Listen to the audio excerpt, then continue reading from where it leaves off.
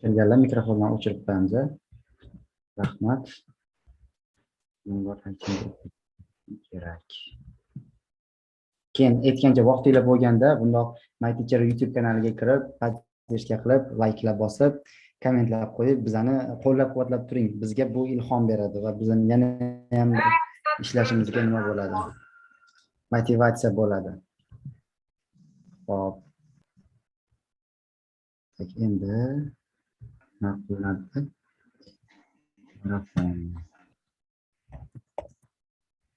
Men hozir YouTube kanal bilan gaplashaman, o'quvchilar, sizlar endi o'zimiznikisilar YouTube'ga ham kirganlarni obuna bo'lib qo'yishini so'rab, bu qilib gaplashib turaman. Hali yana 9 minut vaqtimiz bor.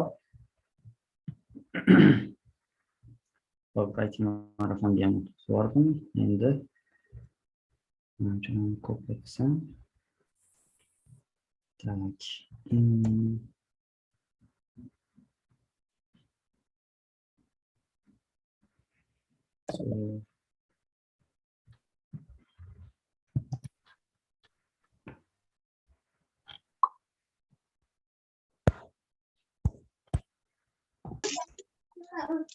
Kamerayı Çay bastı.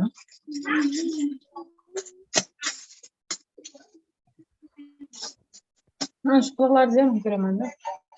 Bunu geçip üç koyuyordum. Mikrofondan o'chirib qo'yamiz, iltimos. Mikrofon. Havoga kelib yotib kelyapti. Bu bakayım. Hop.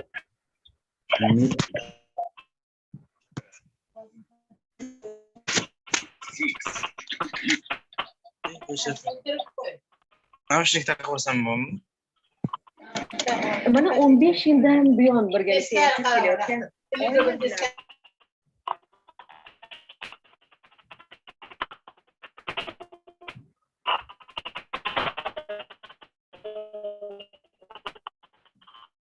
Kimda ovoz kelyapti bunaqa?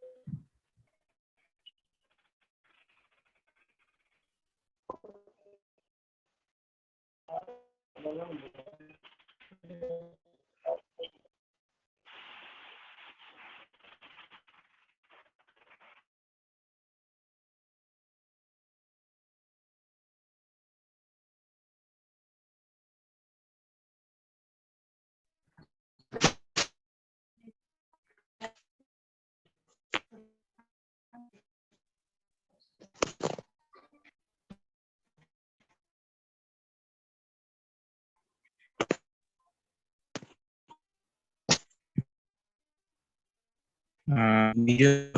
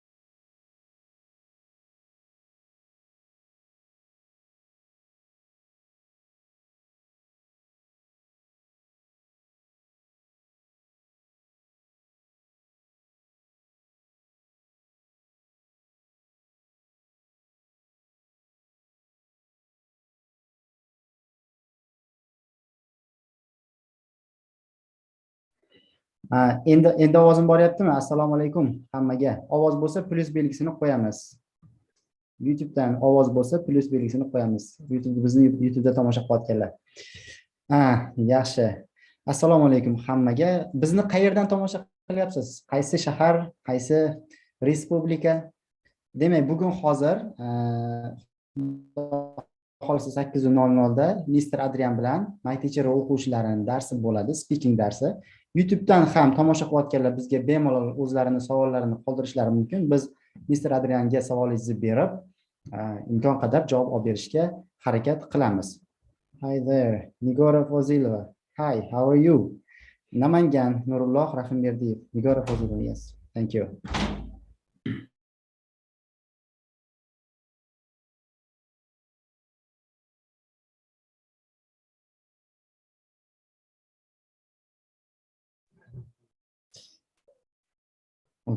Okay. Zoomda ham Qarshi Andijon deb yozishyapti. Rahmat.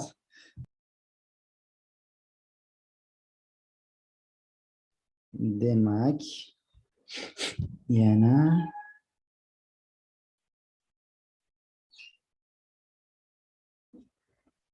copy link qilamizda. 7-8-9 kanalga qo'yamiz. Jonli efir.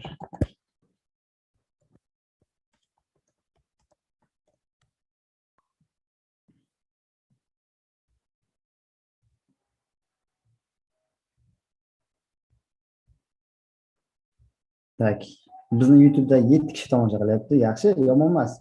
Yana ham ko'payamiz. Ko'payish kerak. Hali MyTeacher faqat Telegram kanaliga e'lon berdik. Hech qayerga unaqa e'lon bermaganmiz. Endi bu yog'iga nima desam bo'ladi? MyTeacher o'zi kelajakdagi eng katta asosiy nimalardan biri shunaqa narsa tashkil qilishki, chet eldagi eng zo'r o'qituvchilar O'zbekistonga dars bersin, nafaqat ingliz tilidan, matematikadan ham, boshqa fanlardan ham, rus tilidan ham va bu darslar onlaynda MyTeacher TV televideniya shaklida xuddi Azon TVga o'xshagan niyatlarimiz bor, xudo xolasa doimiy live streamda darslar bo'lib turishini tashkil qilish. Buning uchun birinchi navbatda tomoshabinlarga ma'qul kelishi, tomoshabinlardan bizga feedback berilishi va bizni qo'llab-quvvatlanishi, boshqalarga tavsiya qilish, mana shunaqa narsalar bo'lib tursa, inshaalloh biz ko'p foydali narsalarni, ko'p foydali kontentlarni o'zimizning aholimizga yetkazishga bor kuchimiz bilan harakat qilamiz. Demak, yana 2 daqiqadan keyin Mr. Adrian qo'shiladi. Ungacha sabr qilib turasizlar. Keyin darslarimizni boshlaveramiz. Hozircha 20 kishi o'quvchilarimizdan qo'shildi. Men yangi qo'shilganlarning hozircha ovozi aniq qilingan, mikrofon yopilgan. Dars boshlangandan keyin hammaning mikrofonini ochib yuboraman. Hozir endi qo'shilganda bir-birimizga xalaqit bermasin degan maqsadda o'chirib qo'ydim hammanikini. Demak,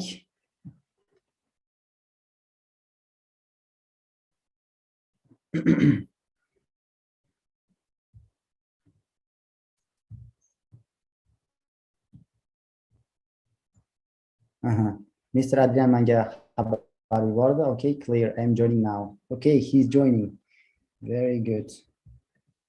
So,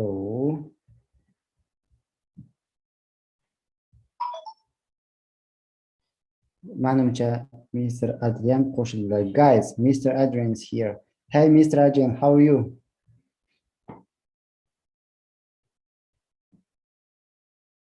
So, I'm asking him to unmute. Okay.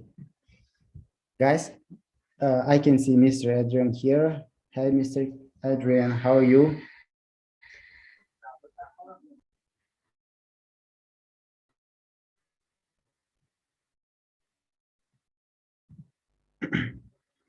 Hi, nice to meet you. How are you, Mr. Adrian? Can you hear me? Am I audible now? Okay, okay.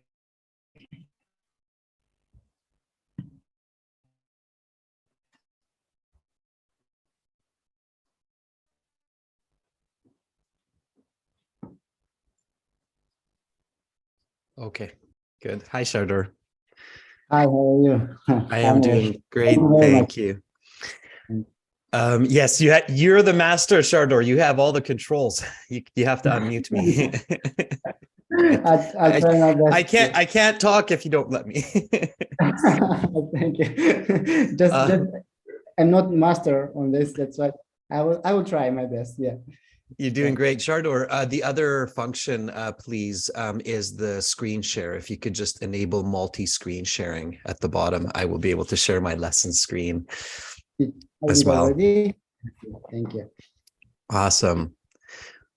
Welcome, everybody. Thank you, Shardor, for hosting. I see we have a few students in here already. Dildora, Malika, Navruz.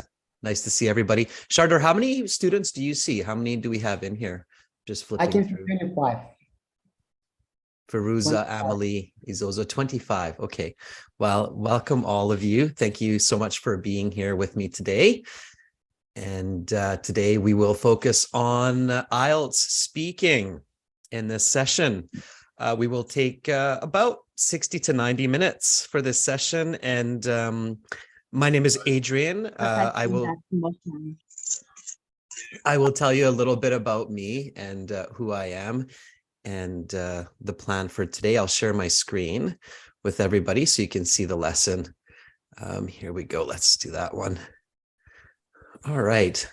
Yeah, and today some people are watching us through YouTube. If you let, I can so spell their questions also later. Okay. The end. All right. Yeah. Sounds good. I'm actually going to change my screen sharing here a little bit so that I'm not always looking up. Just give me a second.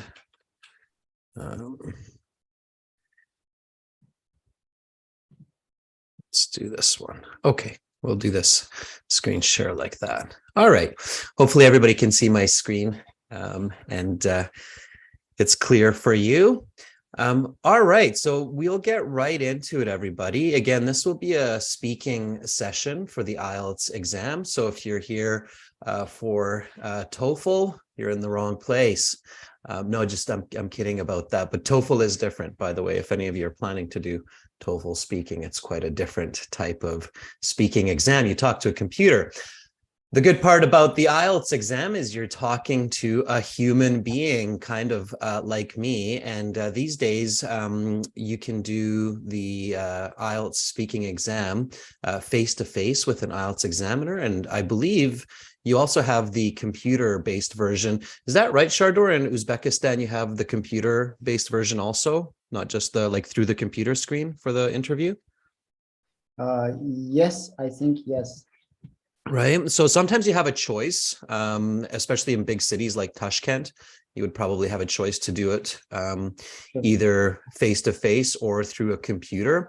And IELTS is also working on a new format for the exam, which is basically doing the exam from your home. So doing it at home. And you have that option now in some countries. So I wouldn't be surprised if you have that in Uzbekistan soon, where you can register online and do the exam from home. So which also means you're doing the speaking through the computer. Now, there are a little bit differences between doing the exam through the computer, doing it face-to-face. If you have the chance, my recommendation is do it face-to-face. So go to the exam center, sit in the same room and do the exam face-to-face. If not, it's okay. The computer-based version has some advantages as well. A lot of people feel a bit more comfortable when they do it through the computer. So they're a bit more confident. They don't get as nervous. But if you're doing it through the computer, make sure to really speak loud and clear and almost melodramatic. Okay, melodramatic means like a little bit of extra energy and effort. Okay. All right. So we'll get into it. Now, this is an interactive class. I will be asking questions from students, and students, you can also ask me questions. Shardor, I will let you kind of control who's speaking when, so we don't get too many voices at the same time. And you can raise your hand. So you have the option for actions in Zoom. And if you have a question, then you can raise your hand, and maybe Shardor, you can unmute them for those questions. Otherwise, please stay muted, okay? Okay. Okay, I'll try. Like, all right, like Abdulayeva, I can hear some audio coming through from you right now because you're unmuted. So you want to mute Sorry. yourself. So- So anybody who's kind of like, yeah, so try to make sure you're muted unless you have a question and Shardor's unmuting you, and then we'll be more efficient, more effective. Okay. Okay, everyone. So this lesson is a collaboration between myself. I'm the owner of a few different websites, aehelp.com, ielts.myteacher.uz. Many of you have access to those websites. Make sure you use them every day. We're always adding new materials, new videos. And of course, ielts.myteacher.uz. Okay. So we're working together to make sure that you are learning IELTS effectively and you get your high scores on your exams so that you can go to school, or for some of you, maybe immigration. Okay. So again, if you have questions about that, if you have questions about the website or about myteacher.uz, please ask away. Okay. All right, students, about me a little bit. I'm a certified British Council agent. I'm one of the most watched IELTS trainers in the world on YouTube. We just hit 2 million subscribers before the end of 2022. We help thousands of students every day to succeed in the IELTS. My major in university was psychology. So I'm a psychologist by training, and I specialize in understanding the way people grow, develop, and learn, and how we measure that development. Language development is a big part of that. Communication is a big part of that. So I look at IELTS not just from the perspective of the teacher, but I also look at it from the perspective of a psychologist. And you have to remember that IELTS is an English proficiency exam. It's not an ESL, or English as a second language exam. Okay. Native speakers also take the IELTS exam. All right. Again, you can check out lots of different products from us. For those of you, I know that many of you who are My Teacher students, you have access to the websites. Make sure you also install the apps, Academic IELTS Help for Academic IELTS and General IELTS Help for General IELTS.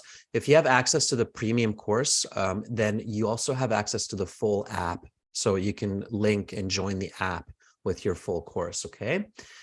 So you can also contact us at my email. The email is adrian@aehelp.com or admin@aehelp.com. Okay, so keep that in mind. If you like these live classes, you're more than welcome to join me on our YouTube live classes as well. This is kind of the schedule for the YouTube live classes. YouTube live classes I host Thursday to Saturday. And you can see the schedule on the channel, and you can also see it on Instagram. We always post it on Instagram, which is right here. So it's usually in Uzbekistan, it's in the evening time, around this time, or a little bit earlier in the day by about an hour or two. All right. So with all of that administrative kind of information out of the way, does anybody have any questions at this point before we get into some IELTS speaking questions and topics? Anybody have questions? I think Shaknoza has her hand up. I have to guess if it's a he or her, but we'll find out. So Shaknoza has a hand up, maybe with a question. Can you unmute Shaknoza, Shardor?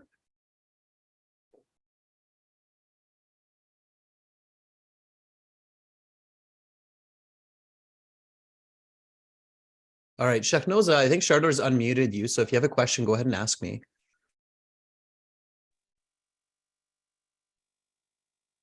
Yeah, so I think everybody can, if you look at your Zoom panel, you can see how Shaknoza has that little icon. I'll show you on my screen because you can see my screen. So see how Shaknoza has that little icon with the hand up?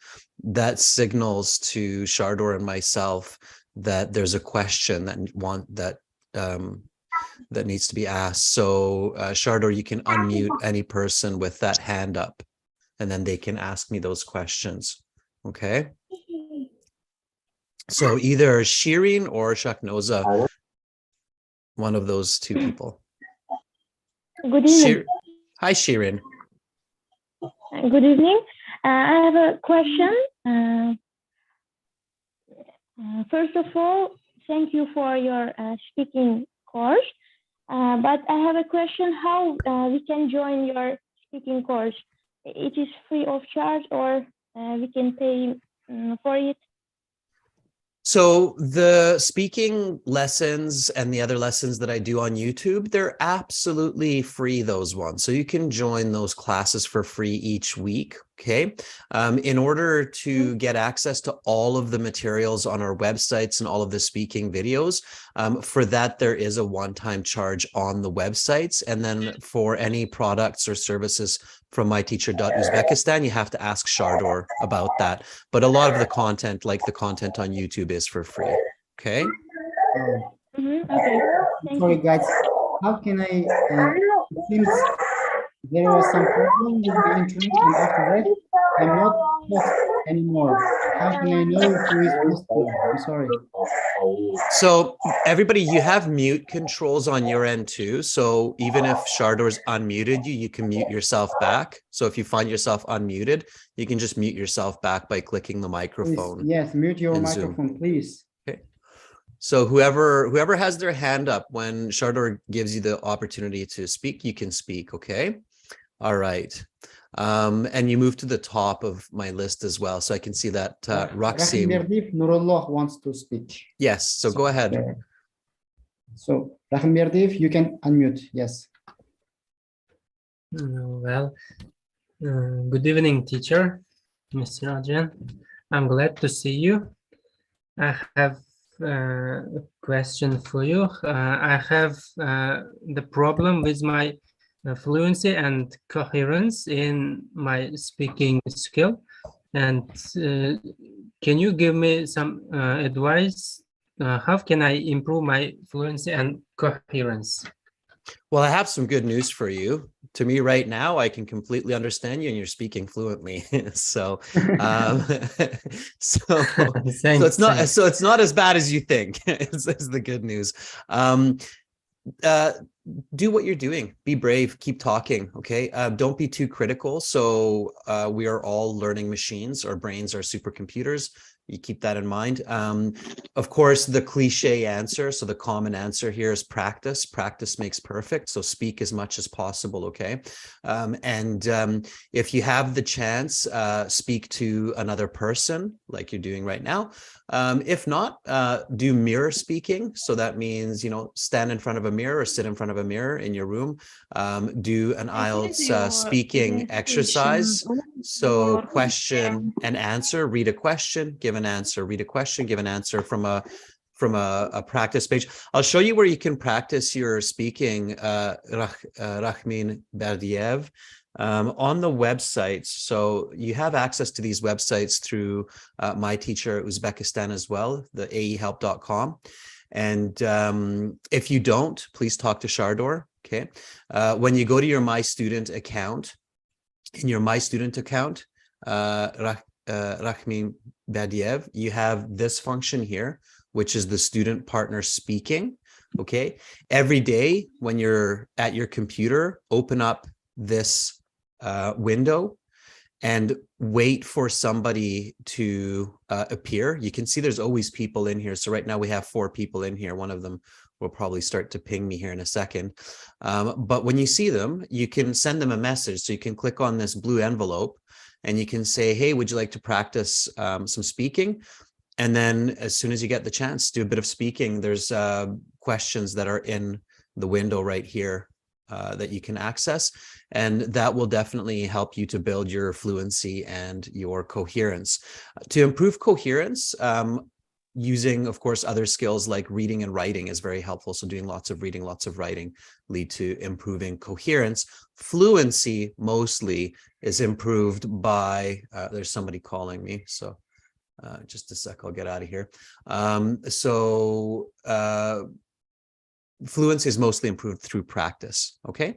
Rahmin Berdiev, does that answer your question? Give you some advice on what to do? No, I have not any question. Thank you for advice. You are very, very welcome. All right. So we have Nilufar to talk, raising hands. Nilufar. Okay, sure. Yeah, let's take one more question. We'll get into these speaking questions as well, students, in a moment. Nilufar, go ahead. Hello, good evening from Uzbekistan. I think I should say good morning to you there. I have got a problem. My problem is I think I can speak fluently, but I forget sometimes the words, you know, and I try to use very simple words instead of the words that I learned, the more beautiful synonyms. How can I get rid of this problem? Can you help me, please? Yeah, sure, Nilufar. That's a good question. First of all, thank you for the salutations. Yes, Nilufar is correct. It's morning time for me here. I didn't mention at the start, I think, but I'm in Western Canada. I'm in Victoria, which is the capital of the province of British Columbia on Vancouver Island. Beautiful place. Check it out online if you have the chance, Victoria, British Columbia. To answer your question about lexical resource, you're basically asking me about lexical resource. Lexical resource in another way is vocabulary.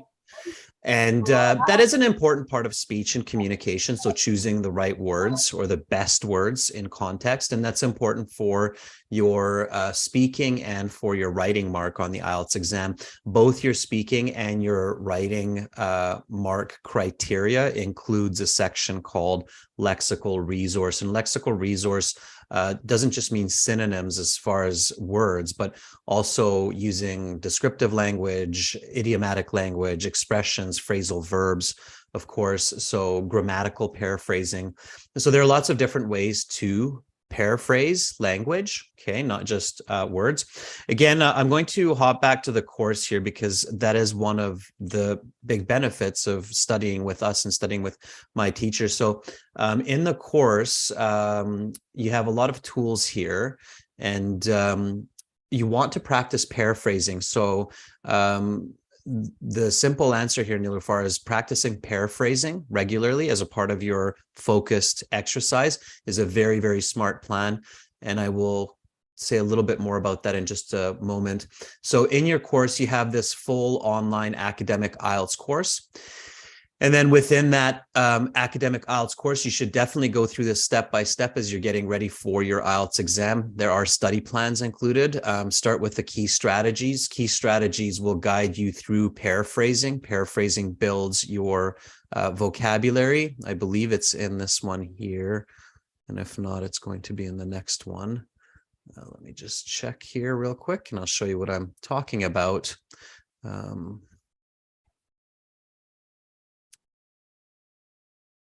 All right, maybe this one here. So again, the important point here with paraphrasing, everybody can see my screen okay, hopefully. Paraphrasing, para means close to or similar. Phrase means a phrase, a set of words, okay? And you have different ways to paraphrase, Nilufar. So you have synonyms like here, like big, large, okay? And then you have antonym negatives like stay, don't go. You have idiomatic expressions to be on the same page, to understand the same idea. And you have grammar. I have visited France. I went to France at some point in the past. Okay, so there's lots of different ways. So keep that in mind. And what you want to do, Nilufar, is have a paraphrasing book. So when you use a word and you forget a word, so you're like, oh, I know a better word for that. I know a better word for that. What is that? What is that? Right? Have a little book with you, or on your phone, have a file. I suggest the physical book. I think it's better, like a little booklet, but on your phone, you can have it as well, where you write down the words. So you go, big equals huge or equals large. And then you try to remind yourself of those words whenever you forget them, so that you can put them into your speech and into your writing as soon as possible. Okay. So a little paraphrasing booklet where you write down the words or the synonyms, antonym negatives that you can use to paraphrase. Does that make sense? Yes, sure. Thank you very much. Okay, you're very welcome. It takes effort. Okay, so all of these take effort, just like going to the gym in the morning and getting that exercise, even when you think you don't have time. So it takes effort, but by doing that, paraphrasing is one of the best. It's kind of like, I strongly believe in physical exercises being a part of everybody's daily routine. And of course, there are, more effective kinds of exercises that we can do each day. And I think yoga, doing stretch yoga for 20 minutes a day is one of the best physical exercises every person should do. Paraphrasing is one of the best English exercises that you should do every day, paraphrasing, okay? It's very important. So that was a very good question, Nilufar. Paraphrasing is key. It's like doing 20 minutes of stretching a day is key for your quality of life. All right. Okay, everybody. So if you have more questions, I see Rakshona, you have a question as well. Just hold on to that question for a moment, okay? We're going to start getting into the speaking lesson a little bit. And as we go through some parts, I'll definitely give some opportunity for more questions. So we'll get through some lesson content, and then as we get some time a little bit later, we'll answer more questions. Okay, everyone? So let's get into IELTS speaking. So the IELTS speaking exam, it's very quick. It's only a quarter the amount of time of the other parts of the test. So the listening, reading, writing, they're about an hour each. And then the speaking is only 15 minutes. So it's fast. But you have about the same amount of content. So in about 15 minutes of speaking, we can deliver the same amount of content as we can in an hour of writing or comprehend in an hour of reading. So speech is very content heavy. So you have to really practice and pay attention to strategy, because every minute is important. And arguably the most important minute in your speaking interview is the 1 minute where you're taking notes for part 2, and we'll get there soon. So you have to start strong, okay, for speaking especially, which means that you should show up to your IELTS exam about an hour early, okay? So show up to your test 1 hour early at least, so that you're not worried about where's the washroom or where do I go, what room do I go to, and you have a chance to practice with other candidates who are waiting for their test, okay? It's very important that you don't go into your IELTS speaking exam cold, which means without having used English before your interview, all right? The brain is a supercomputer, but it needs time to switch between apps. And the most processor heavy apps are language apps in your brain. So if you speak 2, 3, 4 languages, and I know many people in Uzbekistan do, so many of you speak Russian or another language as well, to switch between languages is very tasking for the brain. So it takes a lot of energy for the brain to do that.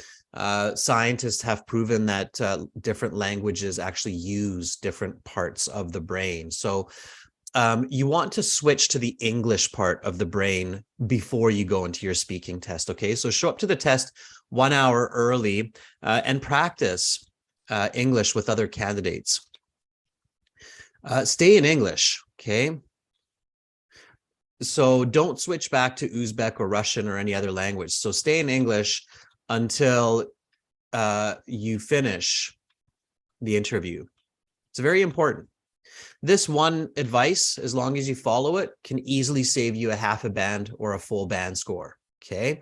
So staying in English for the hour before your interview and while you're doing your interview, of course, is very, very important, okay?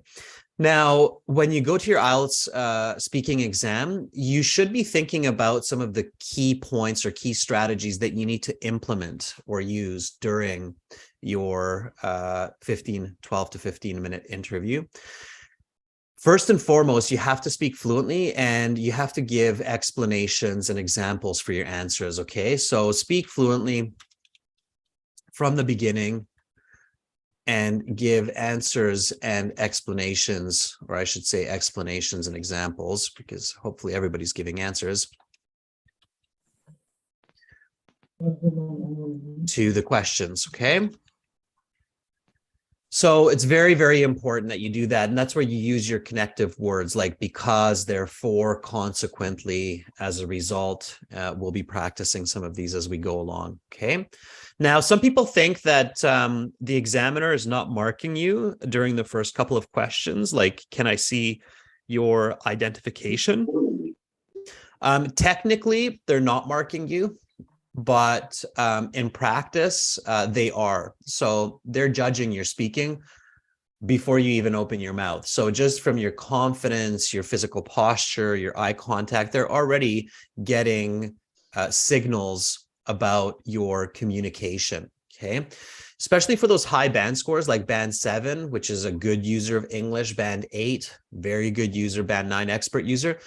The examiner is strongly assessing your communication skills, okay? This is part of English proficiency. So this is why I said it's not just an English as a second language exam, but it's an English proficiency exam.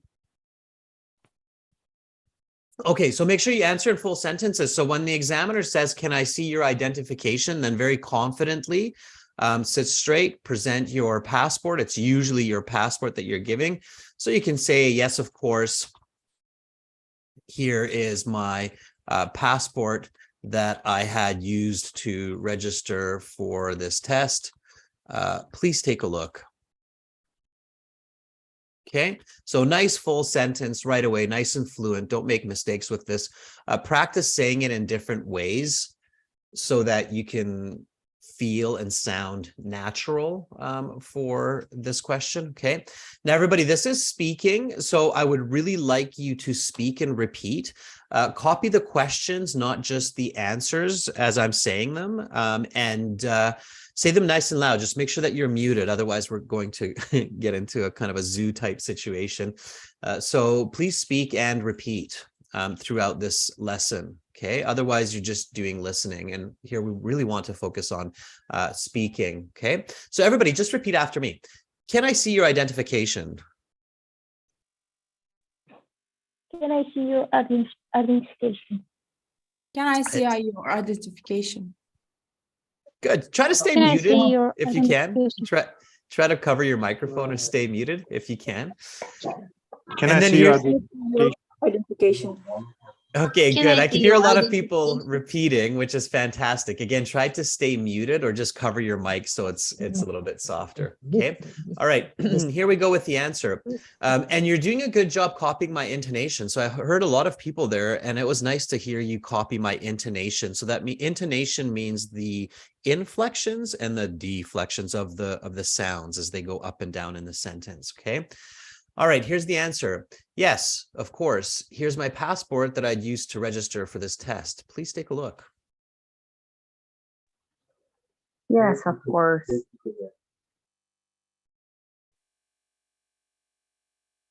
All right, good. The next question always while you're holding your passport is, what is your full name? And there's a hidden question here that they will ask you. It's, what should I call you? Okay. You should answer both of those questions at the same time. So you can say something like, my full name is Jonathan Smith. Please call me Joe for short. Okay, for example. So again, let them know what you want to be called. Use polite form here. So say, please call me. Don't say you can call me. Say, please call me. For an examiner, that's more polite.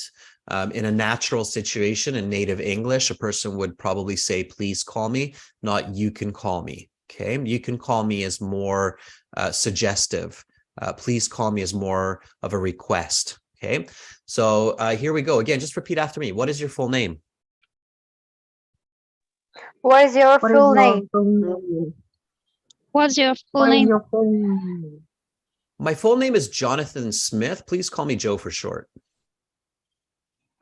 My full name is Jonathan Smith. Please call me Joe for short. For short. My full name is Jonathan Smith. Please call me for short. George for Mikrofon short. o'chirilgan holda hamma o'zi mustaqil. Hamma mikrofonni yoqsa hech kim eshitilmay qoladi. Mikrofon o'chirilgan holda. Please mute yourself and you can try by yourself. Yeah. Okay. And you're doing a great My job, full everybody. name is Suraya Yigmata. Please call me Suri for short.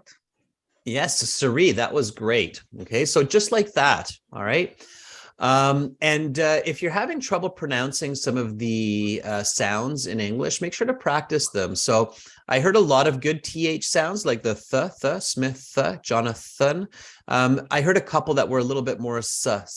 So if you find yourself pronouncing the TH with a more of a s sound, then stick your tongue out a little bit more to the edge of your teeth and practice the th sound. When it feels a little bit strange or weird, you're probably doing it right, okay? The tongue can learn. A lot of people think that pronunciation is impossible when you're an adult. It's not true.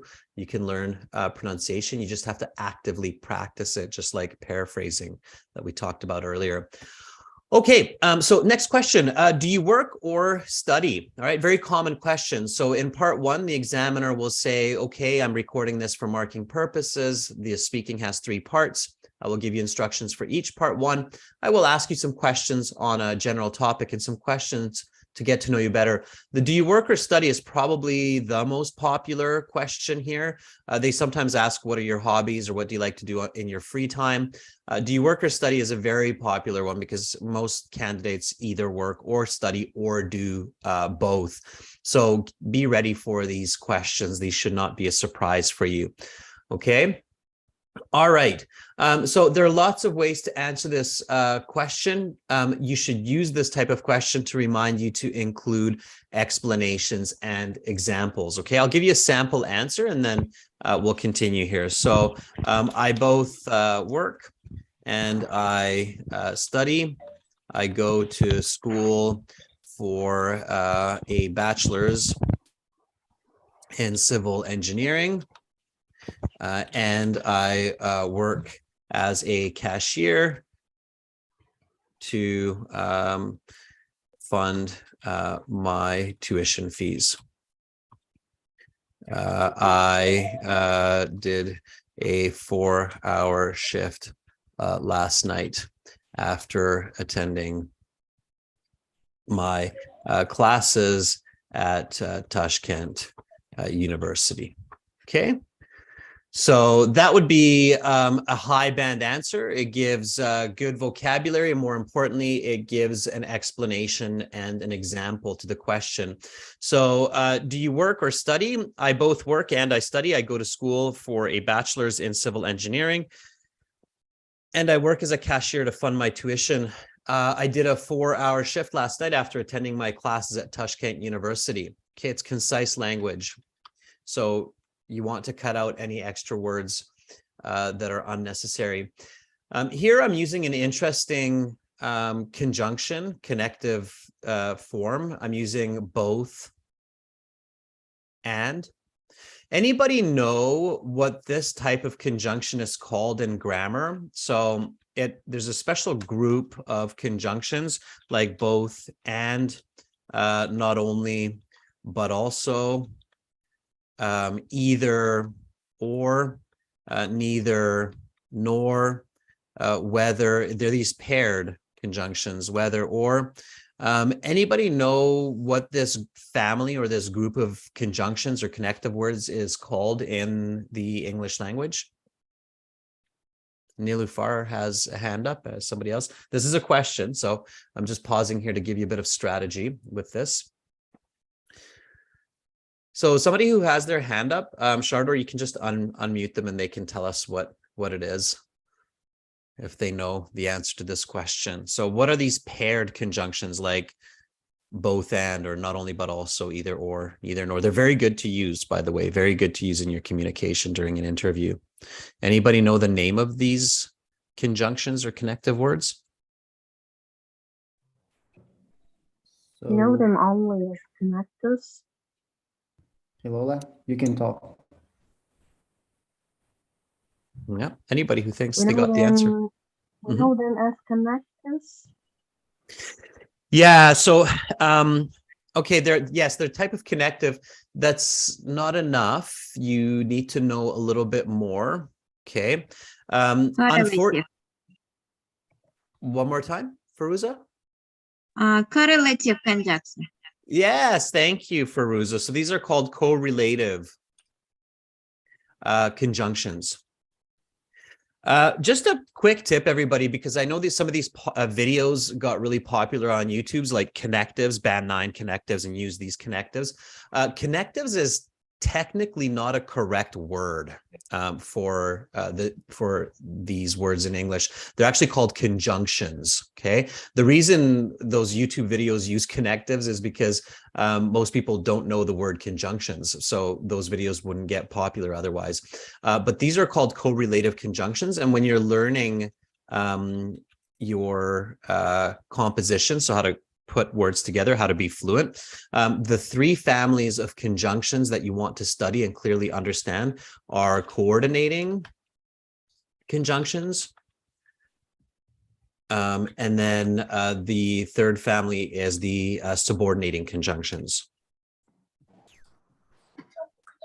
Okay, so as you're progressing and growing in your English abilities, make sure to learn coordinating conjunctions clearly, correlative, and the biggest family, which you can spend a lot of time learning, is subordinating conjunctions. So don't just think of words as connective words.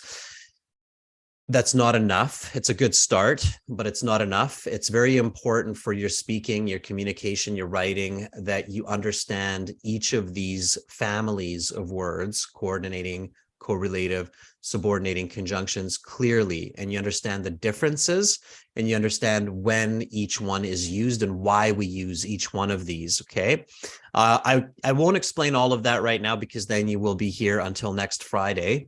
And I don't think we have that much time. Eventually, somebody will need to go to the bathroom. Just focusing on correlative conjunctions, okay? Just repeat after me. Correlative conjunctions. Both and. Not only, but also. Not only, but also. Either or. Either or. Neither nor. Neither nor. Whether or. Whether or. All right, so use these correlative conjunctions in your IELTS speaking. They will help your score, especially when you use them effectively. So here in this case, the do you work or study, I'm using both and, because this type of conjunction emphasizes the information. So here I'm basically telling the listener that yes, I do work and I learn, I study. So I do both of these actions. I could take out the both. So I could say I work and I study, but then I don't emphasize my action as much. So using the correlative conjunction instead of just the coordinating conjunction helps me to emphasize language. Okay. And when you get into those high band scores in the speaking section, like band 7, 8, 9, it's not just about giving information, but it's about controlling emphasis. Everybody hopefully knows what emphasis means. Emphasis means the strength of information. Okay.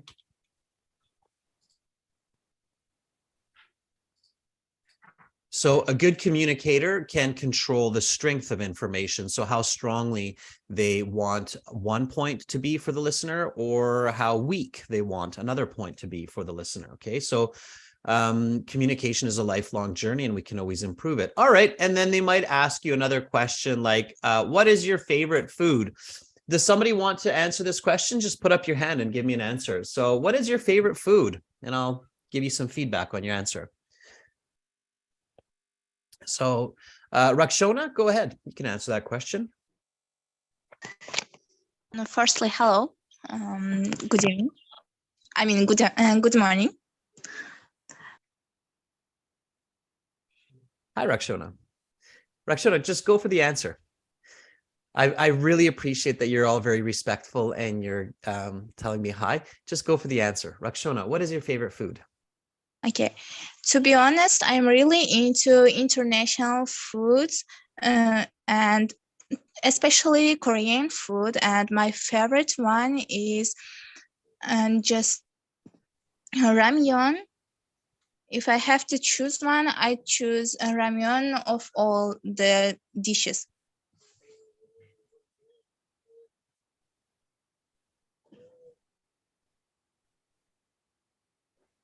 Okay, so that, Rakshona, would be about a band 6 level answer, maybe 6.5 at best. Okay, so it's fluent, kind of going towards good, but not good. Okay, I'll let you know what the mistakes are with this. Okay, first of all, don't use to be honest.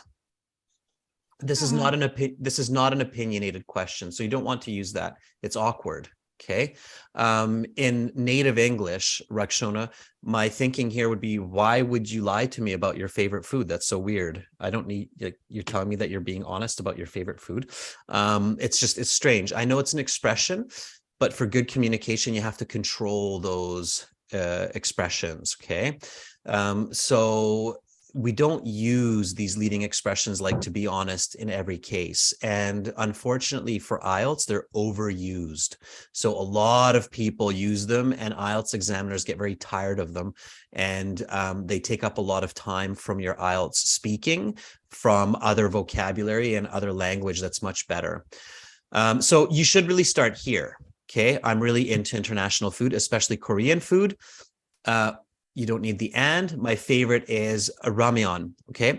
And then here, if I have to choose one, I choose ramyeon of all the dishes, then I would take that out as well. You already told me that. You said my favorite is ramyeon. So here you're just repeating this piece of information. And in your speaking section, you only have 12 to 15 minutes to show me your best English. So you really want to minimize repetition of information, even when you're paraphrasing it like this. Okay. What should you say instead? Rakshona, what do you think? What should you say instead of this? So here now we have a much shorter piece, right? I'm really into international food, especially Korean food. My favorite is ramyeon. What can I say here to make this a band 9, to make this a better answer? What do you think, Rakshona? I have no idea. Okay. What did I start out with? What was my first advice in the speaking section? You have to do this. I said, you have to do this to get those high band scores. What do you have to do?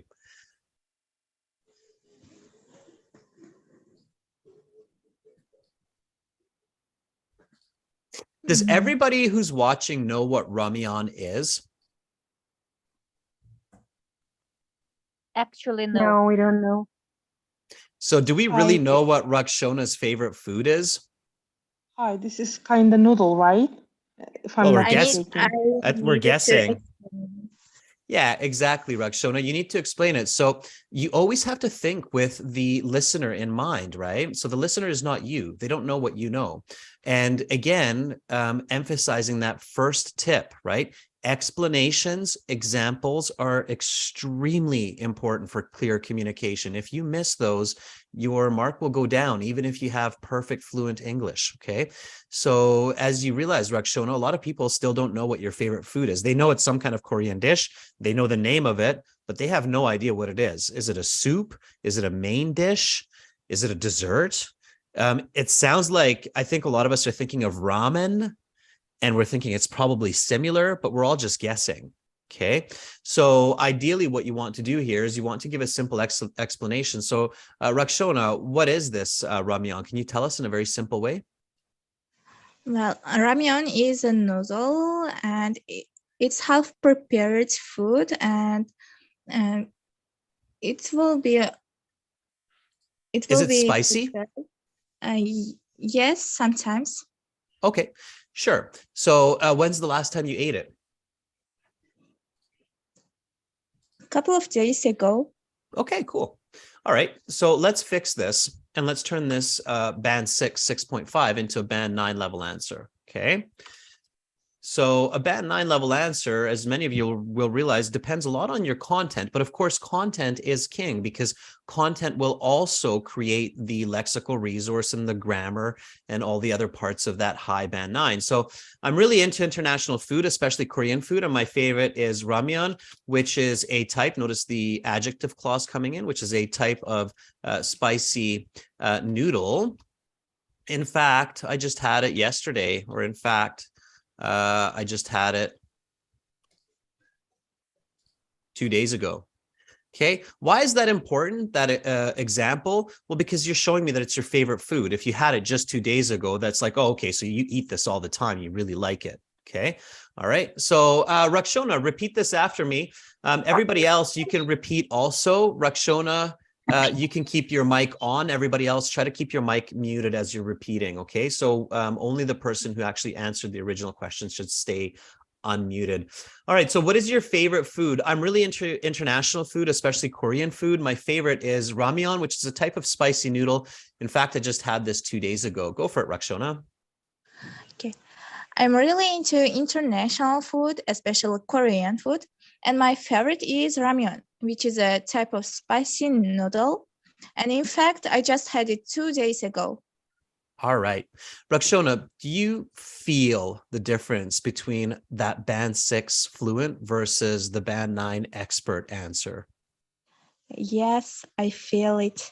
Okay, so that's what you want to focus on. Let's keep going. So let's thank you, Rakshona, for volunteering. We'll take some more volunteers here. So we'll get into these specific part 1 questions. So here the examiner will say something like, let's talk about cars and bikes. Okay, let's take another volunteer for this one. So here's the first question. Do you know how to ride a bicycle? Would somebody like to answer that question? Let's try Zabosha. We haven't heard from Zabosha yet. Good evening, Mr. Adrian. Good evening, Zabosha. Here, I'll ask the question one more time. Do you know how to ride a bicycle? Honestly, I theoretically know how to control the bicycle, but practically, I'm a bit confused while I'm riding the bicycle.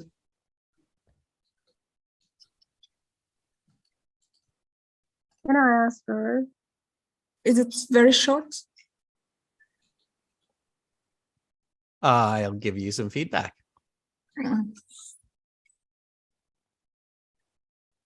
Okay, so that would again be about band 6, almost maybe a band 5.5 answer there. So more a band 5.5 because you're getting stuck giving me the answer. So as soon as you start getting stuck answering, so you're not clear, you're not fluent, then it drops below 6. So 6 is fluent, under 6 is not fluent, means you're breaking your answer. So simple, okay? A lot of candidates think that to get high marks in the IELTS speaking, you have to use a lot of complicated or tricky vocabulary. It's not true. It's much, much better, and it's the same in your writing. It's much, much better to use simple vocabulary well than to use complicated vocabulary awkwardly and making the language confusing, okay? So here again, for this question, saying honestly is strange. It's like, why would you be dishonest about riding a bicycle? It doesn't make sense. And then this answer, theoretically, I know how to drive. It's ride, of course, you realize that after a bicycle, but practically, I'm not so sure. Okay, here's a question then to everybody. Does Zabosha know how to ride a bicycle?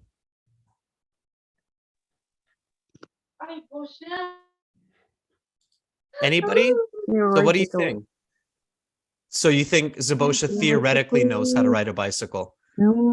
I think let me express my I want to say that I wanted to say I'm not sure. I'm a bit confused while riding bicycle. This is my last sentence. Okay, Zabosha, if I give you a bicycle right now and I ask you to ride that bicycle down the street, can you do it or not? I'm not, yeah, I can ride the bicycle, but so you can ride a bicycle. Just stop. Yeah.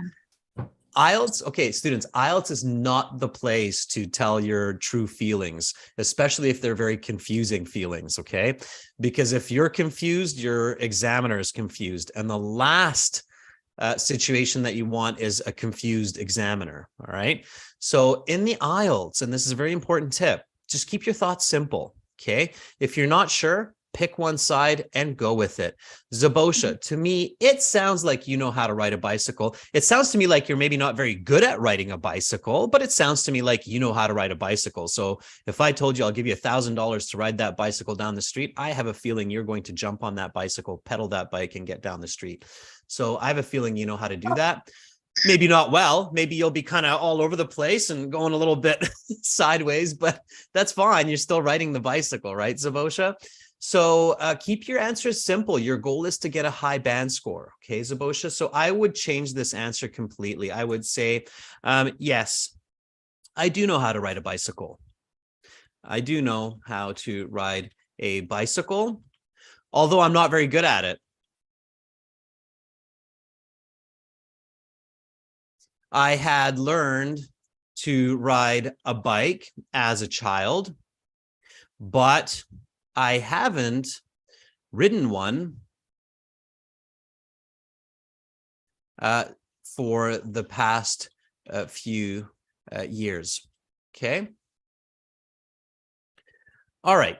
So here we have some present perfect grammar coming in now. We have clarity for the answer, and now we know what's going on, Zabosha. So I think this is kind of the answer that you wanted to give. And the vocabulary here is not that complicated. So I'm not using words like theoretically or in practice, but it's definitely accurate. And I'm using more complicated grammar. Okay, so being able to present good grammar and complex grammar accurately is definitely more important than presenting complex vocabulary. All right, so this would be a much, much better answer that would get you that high band score, Zabosha. So here, just everybody practice this, repeat after me. Yes, I do know how to ride a bicycle, although I'm not very good at it. I had learned to ride a bike as a child, but I haven't ridden one for the past few years.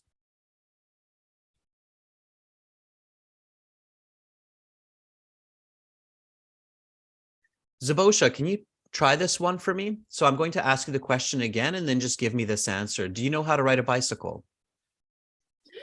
Yes, I do know how to ride a bicycle, although I'm not very good at it. I had learned to ride a bike as a child, but I haven't ridden one of the past few years. Yeah, for the past few years. Zabosha, for the past few years. Try that last part one more time, please. I haven't ridden one for the past few years.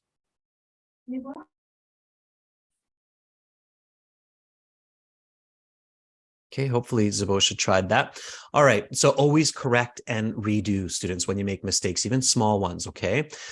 All right, so this is the goal for your answers, all right? In this way, IELTS is a bit superficial. So it's not like you're having a genuine conversation. You're not really telling the examiner your true feelings, okay? Always keep your mind focused on giving high band answers, all right? So this is what we want to do. Okay, let's take a couple more questions. We'll take another person for the next two. Would somebody like to try these next two questions with me? Just put up your hand if you want to try a couple of questions. Good evening. May I answer? Sure. Can I ask who I'm speaking with? I can't see the name. Okay. Go ahead. I'm going to ask the question. Give me a nice full sentence answer. So how often do you ride a bike? Thank you for your question. I ride bike not often because I always work from morning till evening, and at the weekend I ride a bike with my family. I have got a little daughter and she has got a bike too, and she likes to ride a bike, and I ride bike with her at the weekends. Okay, good. All right. So good. Now, quick feedback here. All right. So that was about a band 6 to 6.5 again. So it's fluent, but still not at the good to very good range yet. We just want to adjust it a bit. Never thank the examiner for questions, okay? That's very strange, and you lose marks for that.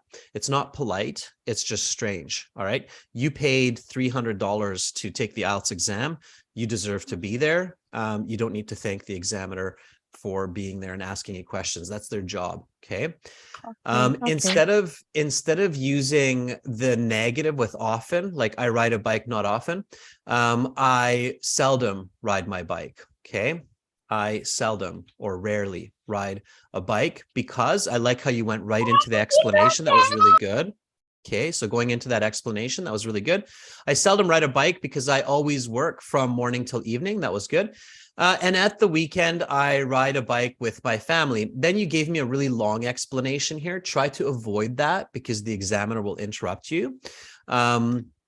Just be more direct, okay? So in fact, I love riding my bike along with my daughter around our neighborhood.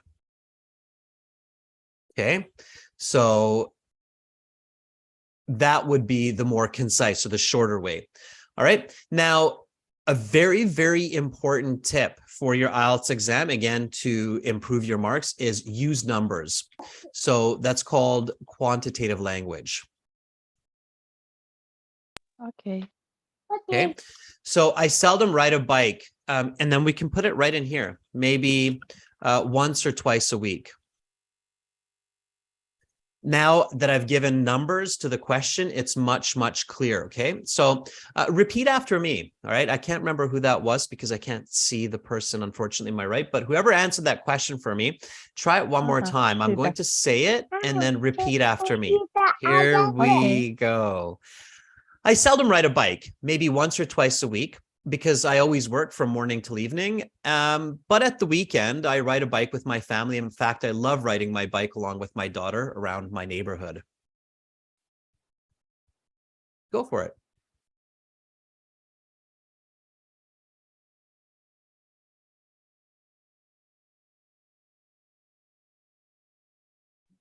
Khurshida, you can go on. Where are you?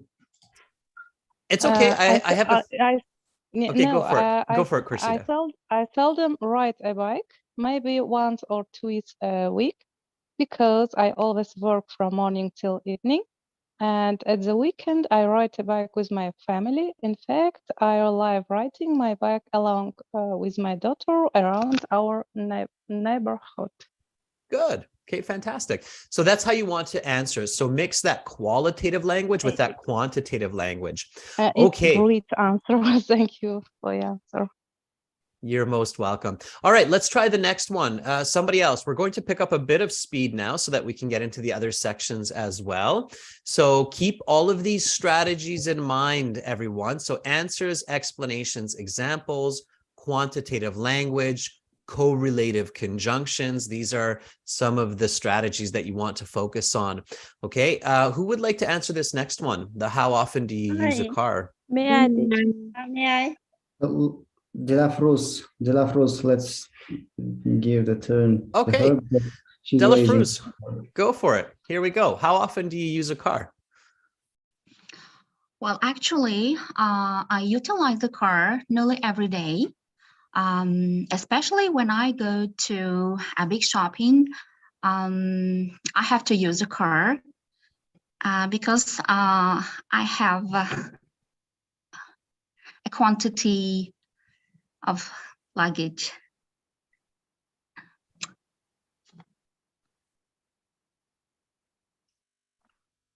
Okay.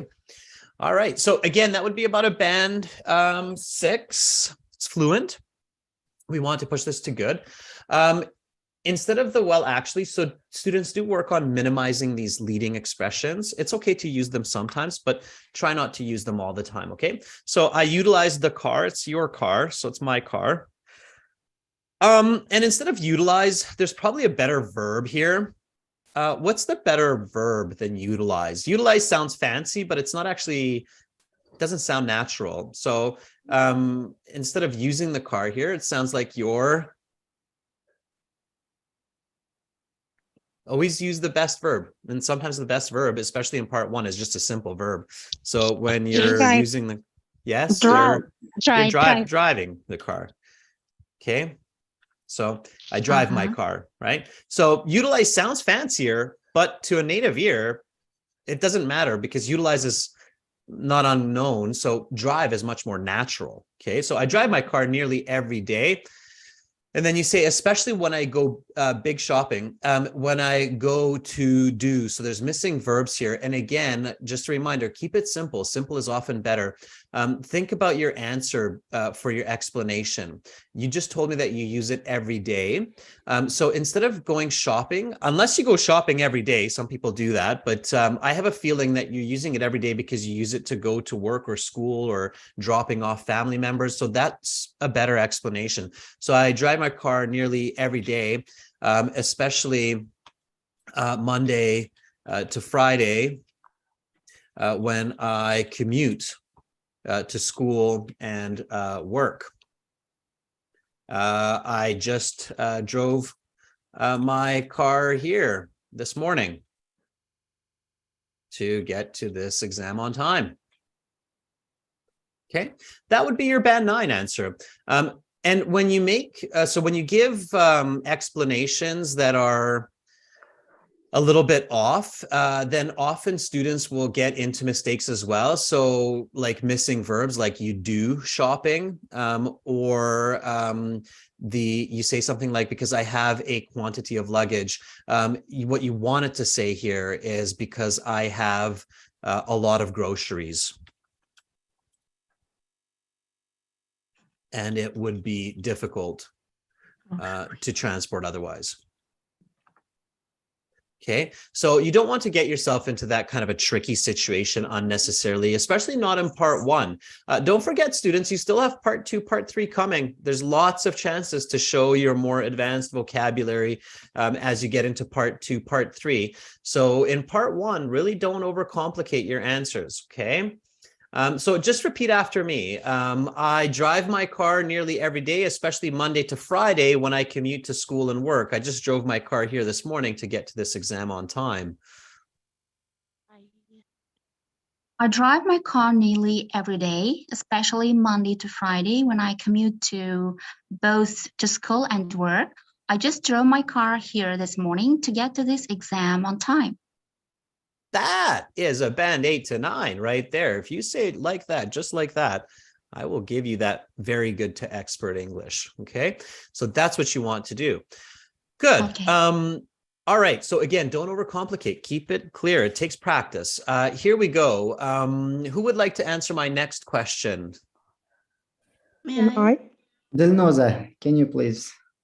Okay, Dilnoza, here's the next question. Okay. When is it better to use a bike than a car? Good evening, teacher. Is your question, when is better to use a bike than a car? Dilnoza, one more time. Here we go. When is it better to use a bike than a car? It's better to use a bike or car when I go to my work because it's far from my home. That's why I choose a car or bike for my work because it's very far from my home.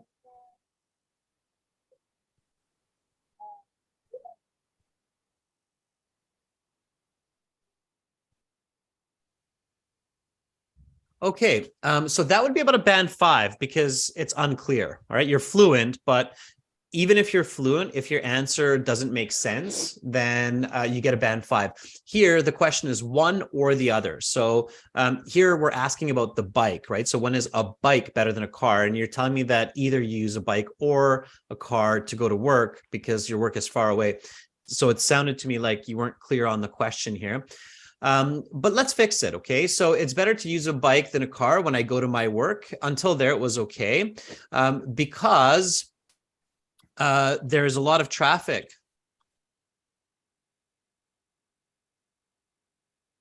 Through the downtown area. So riding a bike is actually faster, less stressful, and even healthier. It takes me about 10 minutes by bike to get to my job, but with a car, it can take up to 45 minutes. Okay, so that would be a better answer there. Again, reminding everybody to use that quantitative language, okay?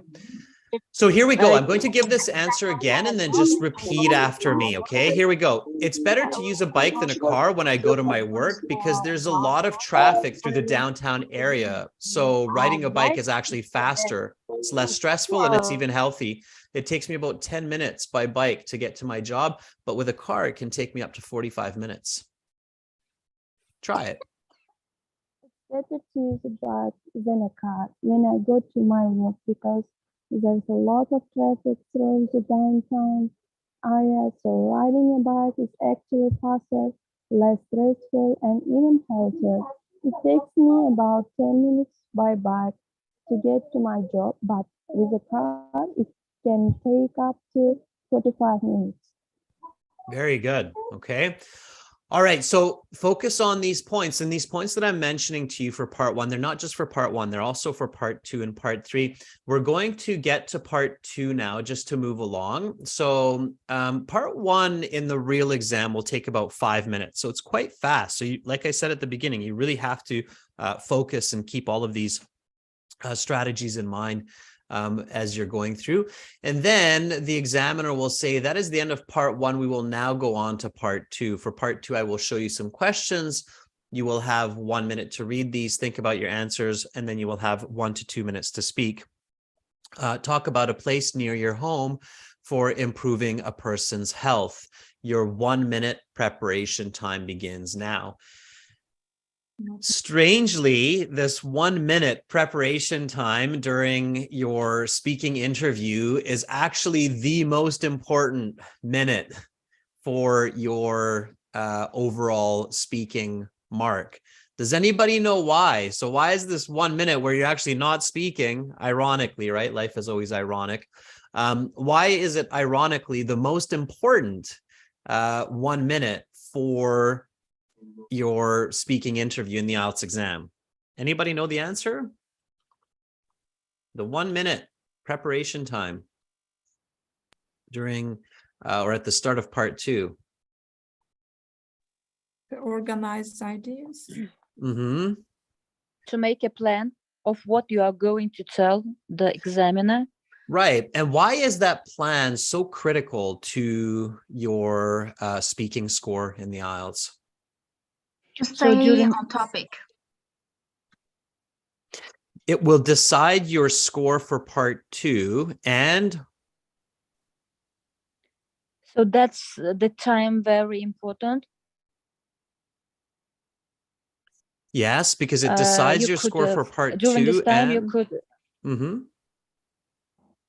That's the time to make to write down the keywords. Mm-hmm. No keywords. Maybe it's the main part of checking language proficiency. Okay. Yes, you're thinking in the right direction. Whatever you decide, so what you decide is your answer for part two, and your notes and the ideas and the vocabulary that you think about during part two will have a major impact, of course, on your part two answer and also your part three. Okay, so the way the IELTS exam works is part three is connected to part two. So your examiner after part two will say, that is the end of part two. We will now continue with part three. For this part, I will ask you a question related to your response in part two and questions connected to the topic of part two.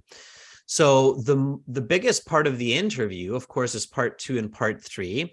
And part two and part three is where the examiner decides if you are a band 7, 7.5, 8, 8.5, 9 level candidate. Okay. In the beginning, in part 1, they can decide whether you're a band 5 or a band 6. If you can answer part 1 fluently, it's most likely that your examiner will think, okay, this is a band 6 student. They're quite fluent. They probably will be fluent for the rest of this interview.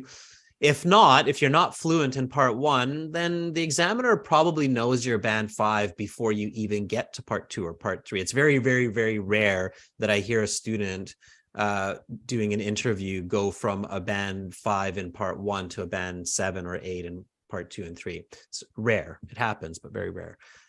So whatever you think about in that 1 minute for your part 2 answer will have a major effect on whether you're going to get a 6.5 or a 7 or a 7.5. So you have to be really strategic in that 1 minute time. Okay. So the 1 minute preparation time at the start of part 2 is the most important minute of your speaking score. It will affect both part 2 and part 3 answers. Okay. So when this cue card comes up, and this cue card, you can't guess it. So students, if you ever see those videos where they're like, we're predicting the topics for this week or this month, don't pay attention to those. That's just silly. Okay. You can't predict. It can be a million different questions or ideas here. Here you have to talk about a place near your home. Okay. That's used for improving a person's health. Can you give me some ideas? So what would be some places near your home that are good for improving health? Yeah, parks. Yeah, parks. Yep. Don't even ask. Just throw them out there. Just give me some ideas. Some parks. Okay. What else? Fountain. Fitness club. Fitness club. Sure. Stadiums. Stadium. Sure. Sports stadium. Mountain. Mountain could be. Yeah, absolutely. Somebody said swimming pools. Or Hospital. Dancing club. Yeah. Dance club. Dance club. Yes. Shaping. Shaping, I'm not sure. We have body sculpting, which is a type of fitness club. Yes. tennis court. Tennis court. Is it a good one? All right, great. Okay. Green spaces. Okay, so a lot of these are great answers. And if one of these is real and you can talk about it well, then choose that one. That's great. The idea for a good choice in part 2 is try to be original. Who are the people that Easy to talk there? about. How Okay, does it help? and lots of information. So a very important tip that I can give you for part 2 is always think about 2 or 3 ideas before you choose. Okay, super important tip here. All right. So think about 2 to 3 ideas and then choose the best one. This is extremely important. Like I said at the beginning, where I said go to your exam 1 hour early, because that can save you a half a band or a band score if you're there 1 hour before using English, practicing with other candidates. This is the other big tip that I can tell you, which will save you easily a half a band or a band score, especially if you have good intermediate English. When you're in your speaking exam, is think about 2 or 3 ideas and then choose the best one. Okay. A very common mistake that many students make is they just think of one idea and then they go with it. And they realize too late that it's difficult to talk about. Everybody else is probably talking about this idea. So think of 2 or 3 ideas and then choose the best one. When I look at these suggestions that you gave me, I really like, for example, mountain, going for hikes, fresh air. And I really like this one, tennis court. So if I'm your examiner and you decide to talk about the tennis court that's near your home for improving health, I would think, okay, that's great. Today, I didn't have many IELTS candidates talk about tennis courts. A lot of people have tennis courts near their home. It's going to be a bit more original. There's a lot of information that we can talk about with tennis courts. And you're going to do really well. That will connect to a lot of the other questions that are coming up. Okay, but tennis court might not be the first idea that comes to mind. Okay, so does everybody get that? You can also do like a thumbs up emoji or a thumbs up reaction in your Zoom. So if you understand what I'm saying here about thinking of 2 to 3 different ideas for part 2 in the first 10, 20 seconds of this preparation time and then choosing the best one, just give me a thumbs up. Okay. All right, there I see a couple of thumbs up popping up now in the reactions on the screen. That's fantastic. Okay, so it's really important. It's a very, very important tip. There's another reason why I'm giving you this tip. It's not just for part 2, it's also for part 3. So when you look at the part 3 questions, then you can see here the first part 3 question is, what are some different places where people can go to feel better physically, right? Now, in part 2, if you thought about 3 places like hospital, dance club, tennis court, then as soon as we get to part 3 and you remember, of course, this 1-minute preparation time, then you can say, well, a few different places that I can think of include hospitals, dance clubs, and as I mentioned in part 2, tennis courts. When a person's sick, for sure, they need to go see a doctor at the hospital to get better. Dance clubs are a great way to meet up with friends, have fun, and get a good workout at the same time. See, so that part 2 thinking helps me with part 3. Okay, does everybody get that? So this is where I could really use another thumbs up of why I'm telling you that 1-minute preparation time is so important. You have to use it wisely, and it can really affect your overall score at the end of part 3. Okay. Everybody's kind of quiet listening, like thumbs up if you got it. If you don't have it, ask me. If you're not sure, ask me. Put your hand up and say, Adrian, I don't get you.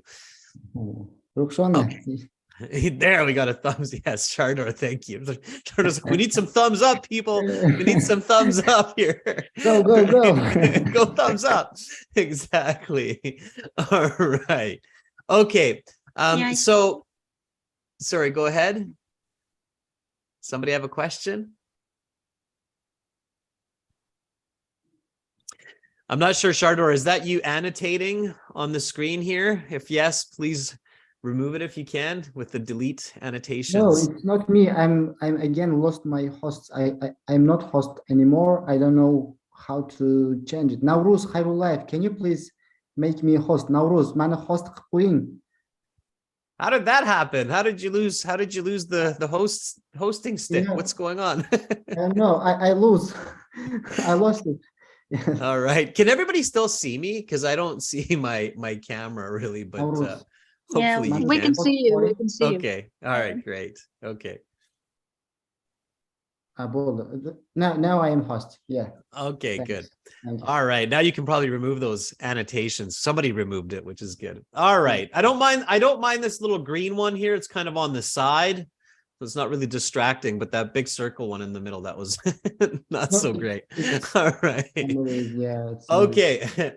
All right, students. So again, remember part 2, that 1-minute preparation time is really, really important. There are some very important steps that you need to take. The most important step is to think of 2 to 3 different ideas for your answer, then choose the best one, and then give your answer. Okay. Now, time is just flying by. So instead of developing a really robust part 2 answer, I'll just get somebody to volunteer and give me an answer for this one. So we'll read the card together and somebody can just spontaneously try this one. Is there anybody out there brave enough? Somebody want to just give this cue card a try? So talk about a place for improving your health that's near your home. May I speak? Yeah, I'm not sure who that was, but sure, absolutely. What is your name? Diana. Deanna. Okay, Deanna. So I'll keep the cue card up here. I'll take some notes while you're speaking, and then I will start and stop you. Okay. So we'll go through the cue card together. So talk about a place near your home for improving a person's health. You have to tell me, what is this place? Where is this place? Who are the people that go there the most and why? And how does it help people to improve their health? Okay. You have 1 minute to prepare your answers, and then you have 1 to 2 minutes to speak. But we're not going to do the 1 minute preparation. You can just start talking, and I'll take some notes. Okay. So your 1 minute preparation time is up, Diana. Please begin speaking. Okay. Now I'd like to talk about one place which is really important for just improving our health. Now I'm living in the countryside. That's why there are too many places which is really healthy for people. I think that living in the countryside is really provide fresh air and cozy, and you can just face a lot of places which is finding out it more healthier. I think that there will be a surely mountain. You know that mountain is one of the best places which people can really enjoy it. And you know that there are too many tourists who can really come to see the mountain because they are really higher. And I think that yeah, there is a fresh air and people can do anything in this place. I mean that they can just can get a fresh air. I mean that they can make a picnic or just talking with each other. Or in the in the winter, people are really able to how can I say climb the mountain with their friends or just like hanging out with them. And I think that that will be really helpful for their health. I mean that for just their leg or for just their breath system and their hand. And I think that that is more beneficial places I have ever met in my life. Okay, so your time is up. I will stop you there. And we will now go to part 3. And for this part, I will ask you a question related to your response and some questions connected to the topic of part 2. Okay. How often do you go to this mountain for healthy exercise? Yeah, I think that no, nowadays I can't go to the mountain because it's really cold in my country. It's winter, that's why. And when I have my free time, I just use it to go 2 times a week or just 3 times. That's really amazing. All right. So that's how it works. That's how part 2 works. Now, I know I wasn't really fair because I didn't give you the whole minute to prepare. Okay, students, so part 2 is fast, all right? You have 1 to 2 minutes to speak. So you have to really maximize the time that you're speaking with detailed information specific to your answer. Okay, so this answer would be about a band 5.5, again because it's fluent, but I still can't give you a 6 because the only way to get a band 6 is to be fluent. You can have mistakes, you can make lots of mistakes for a band 6, but you have to be answering the question. Okay, if you're not answering the question clearly, even if you're fluent, you won't get a 6. You'll get a 5, 5.5. All right. If you're way off topic, they'll actually give you like a 4, but you weren't way off topic. You were just kind of off topic. So firstly, in part 2, you want to really target your answer. Okay. So instead of saying, now I'd like to talk about one place, which is really important. Sure. Okay. So you told me you want to talk about one place. And then you said, now I'm living in the countryside and there are lots of places. Now I'm confused. You said you want to tell me about one place, but then you're telling me that you're in the countryside and there are lots of places. So are we talking about lots of places? The countryside is one place. Yeah. What are we talking about? So you've confused the examiner at the start. It's going to get really tough from here. Yeah. And then you said living in the countryside has fresh air. And then you said there will surely be a mountain. All right. So I'm guessing that the one place is the mountain, but it took you about 30 seconds or 40 seconds just to get to this answer, the mountain, right? So instead, what you want to do, students, and this is going back to that 1 minute preparation time, is get your first sentence ready, okay? Because that will guide you for the rest of your part 2 response. So what's the name of the mountain near your home? I don't know really. Actually, there's Make it's it not up. name. Okay. I mean that no name. So there is a big mountain called Green Mountain, about 5 kilometers from my home, which is great for improving health. Okay, so that would be my first sentence in your situation. Okay, and by having the sentence ready in the 1 to 2 minute, in the 1 minute preparation time, then when the examiner says, okay, your 1 minute preparation time is up, please begin speaking, then right away you start with a very clear and specific answer. You can say there's a big mountain called the Green Mountain, about 5 kilometers from my home, which is great for improving health. Okay, this mountain is about 600 meters, 700 meters high. There are lots of hiking trails, beautiful forests on the mountain, big trees, lots of animals, rabbits and squirrels.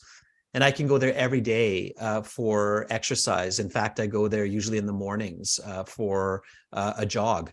Okay, so you start to specifically target the mountain, talk about the mountain, talk about how that helps to improve your health, rather than talking about the countryside and tourists and people and creating a lot of confusion. So another really important tip here, students, is get your first sentence ready before your 1 minute preparation time is up. Okay. Okay.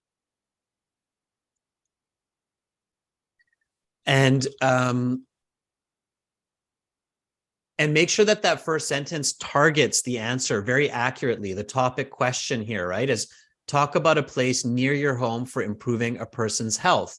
So here, there's a big mountain called Green Mountain, about 5 kilometers from my home, which is great for improving a person's health. It's very specific to answering that question on the cue card. Does everybody understand what I'm saying here? It's very important for your IELTS speaking score, this tip again. Okay. That first sentence sets the foundation for your part 2 response, and then you can build from there and it'll be much, much better. Okay. Your answer will be much, much better. Some videos on YouTube will tell you misinformation, like say, well, thank you for letting me talk about a place near my home for improving health. In fact, there's a lot of places near my home where people can get healthier. But the one I'd like to talk to you about today is, please do not start your part 2 response like that, because you're setting yourself up for failure. Okay, that's a template type speaking. And if you look at the marking criteria for the speaking section, anything that's above a band 7 says original language. Okay, so you're not using any kind of template that you're copying from online. All right. Okay. So be very careful with that. All right. Don't thank the examiner. Don't say there are lots of places. You want to talk about one place. All right. Otherwise, that was really good. Thank you for being brave and for volunteering. Okay. I'm here to give you positive criticism. So, but I'm really, really happy that people are volunteering and you're putting yourself out there. That's the way we learn. So that's great. All right. So then part 2 is up. And then we go to part 3. So we'll do a few questions. We're starting to kind of run out of time, but we'll do a few questions for part 3. Does anybody have any questions for me right now about part 2? Before I jump to part 3?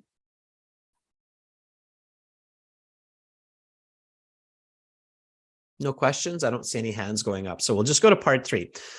Okay, so the examiner at this point says, let's talk about health establishments. And then the first question, we kind of covered that one already. What are some different places where people can go to feel better physically and mentally? Now, in part 3, there are always follow-up questions, like which of these places is the cheapest? Which places are expensive? So get ready for these follow-up questions. The speaking interview for high band scores has to feel connected. So it has to feel like you're in a conversation, not just a Q&A session. Would somebody like to try a part 3 question? Just put your hand up if you'd like to give it a go, and then we'll go through 1 or 2 questions. Anybody want to try a part 3? Be brave. Let me try. Sure. Who's this? Who am I speaking with? My name is Shahnoza. Okay, Shahnoza, I think we spoke once maybe already. Sure. Okay, here we go. So here's the question. What are some different places where people can go to feel better physically and mentally? So in my opinion, there are differences between the places where people can feel better physically and mentally. There is a difference between the countryside places and cities places. So what I mean is, if you live in a countryside, you may go into the forest or into the near the river or onto the mountains just to feel both and physically and mentally better. But which of these places is the cheapest? Yes, the cheapest is, I think, is going into the mountain or going into the forest, just having a long ride on your bike, or just going on foot and having a fresh air. Of course, that's the cheapest way. But which of these places is the most expensive? The most expensive is the places where you go if you live in the city, like fitness clubs, swimming pools. You have to pay per hour. There is a respectable sum of money, and that's a little bit expensive for people who live in the city. Yeah, that was good. That was about a band 6.5 to 7, almost at the good level of English. It depends on your examiner a bit, but I would give you, 6.5 to 7 for that band. So clarity is important, of course. Content is important. Remember your quantitative language, right? So as soon as you're talking about distances or money, for example, remember numbers, right? Numbers are going to really, really help you. So when I asked you which of these places is the cheapest, you said the cheapest is going to the mountain. How much does it cost me in Uzbekistan to go to the mountain and go for a hike? So I'm not sure, but if you go, there are different places. There are cheaper places, like round about the mountain, and there are very fashionable and modern places on mountains with the restaurants and the swimming pools. For the IELTS, just keep it simple. For the IELTS, just keep it simple. If I go to the countryside in Uzbekistan and I just find a mountain, there's a mountain, looks good. There's a trail. I jump on my bike or I go for a hike. How much will it cost me to go for that walk or to go for that bike ride on the mountain? It's free. It's probably free, right? I'm guessing. I hope in Uzbekistan that you have some free places where you can ride your bike for free. The bike the bike will cost you money, and the gas to get there will maybe cost you a bit of money, right? But to ride your bike or to go for that walk, it's free, right? Yes, but there are places where you have to pay. Not on the IELTS, but not on the IELTS. On the IELTS, that doesn't matter. So you don't want to explain that to your IELTS examiner. On the IELTS, your goal is to get a band 9. Your goal is not to explain to the examiner that there are places that are pay for it or not pay for it. It's too complicated. You get yourself into a problem situation. So what you want to do is you want to just simply say the cheapest is going to the mountain, having a long ride, don't use the word your, okay? So don't speak directly to the examiner. So having a long bike ride or hike on a forest trail is free, okay? And then places that are the most expensive are gyms in the center of the city. How much does it cost to go to a gym? And again, don't over-explain. Just give me an average cost of a gym membership for the month or for the day. So in Uzbekistan, if I want to go to an average gym for an average cost in, let's say, downtown Tashkent, how much am I going to pay for that gym membership?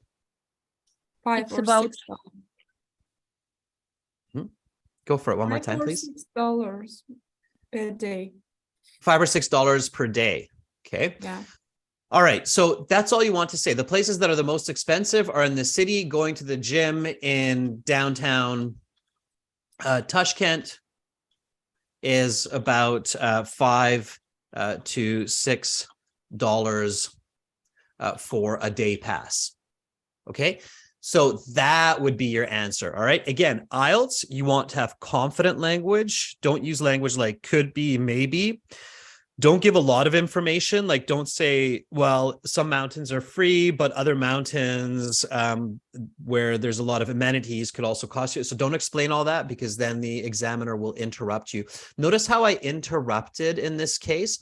If the examiner feels like you're talking too much, you're going off topic, or you're giving too much detail, they will interrupt you with the next question, because they have to get to the end of the interview, right? So it's not because they're trying to be rude or mean. It's because they have to get to the interview, and they have to ask you at least 3 to 4 part 1 questions, at least 3 to 4 part 3 questions. If they feel like they can't do that because you're talking too much, they will interrupt you. Okay, so it has nothing to do with being rude. So you need to be concise. All right. Clear. Okay, good. So here, the answer that we're looking for, which is more what they need for that high band score, is the cheapest is going to the mountain, having a long bike ride or hike on a forest trail is free. But places that are really expensive are in the city, like going to a gym in downtown Tashkent is about $5 to $6 for a day pass. Okay, so please repeat after me. Whoever tried that, you can repeat and we can hear you. Okay, go for it. The cheapest is going into the mountain, having a long bike ride or bike on a forest trail is free. The places that are the most expensive are in the city. Going to the gym in downtown Tashkent is about $5 to $6 for a day pass. Nice. Okay. Do you feel the difference between giving that concise band 8, band 9 versus that kind of unclear, drawn out band 6? Yes. Do you see what I mean? Yeah. Yes, sure. I Okay. gave too much information. Exactly, right? We even have this funny acronym that's popular these days in English. We say TMI. It literally means too much information. Mm-hmm. Brevity is a talent. Right. So yeah, so being concise, absolutely. Yeah. So, and you want to practice that. So that comes with practice. So when you're practicing for your speaking interview, practice, answer, explanation, example, concise, stop. All right. Let's take one more volunteer. Who would like to try one more of these part 3 questions? May I? Yes, absolutely. Who am I speaking with? It's Roxana again. Okay, Rakshana, here we go. So I'm going to ask you a question. Give me a nice full sentence answer. Many people travel to other countries to improve their health. What are the reasons for this? Well, from my experience, I can say that in their home country, they may not have access to some health centers, and they may be more attracted to go in other countries to improve their health. In case if they are ill or they are having health problems, and their hometown may not have best doctors or best equipments to have a surgery or stuff like that. So they try to find cure from another country, as an example. Good. That was a clear band 6.5 to 7. Okay, so that's, I would probably have given you a 7 if you didn't use the word stuff like that or the word stuff like that. I'm very particular to the stuff like that. Some examiners are a little bit harsher when it comes to grammar. Some examiners are a little bit harsher when it comes to certain words. I'm very harsh when it comes to the word things and stuff. Stuff like that is very low level English because it has no meaning and it's slang for things, okay? So always avoid the word stuff and things in your speech, okay? Always find the better nouns, all right? Now, your answer was quite good. So I think, it was smart at the beginning. You used some good English to buy yourself a bit of time because it's a bit of an unusual or tricky question. And it's okay to say that, students. It's okay to say, well, that's an interesting question. Let me think for a second. You did that by saying, well, from my experience. So you're buying some time and then you're coming up with an idea. And that was good. You said, I can say that in their home country, they may not have access to health centers and they may be attracted to go to the other countries to improve their health in case they're ill or have some health problems. They may not have the best doctors. And then you said to have surgery or stuff like that. So instead of the stuff like that, okay, think about an example. Students, don't forget those examples, right? Examples are a really good way to finish your response. Don't say, for example, don't say, for instance, because the examiners get scared. They think you're going to talk forever. So just give the example. What would be an example of traveling to another country for surgery? What's a common surgery that people travel for to another country? Can anybody tell me?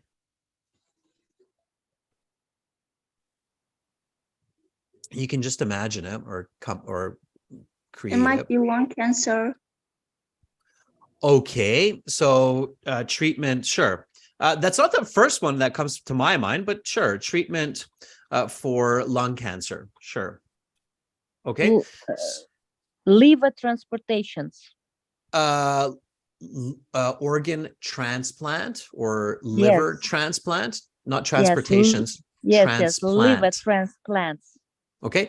All right. I think, and again, this takes practice, but find the easy path to that band 9. So those are okay. I would just go with heart surgery. Many people will travel to Germany or the US for heart surgery because, and I'll teach you a new piece of vocabulary here, they have the best cardiologists.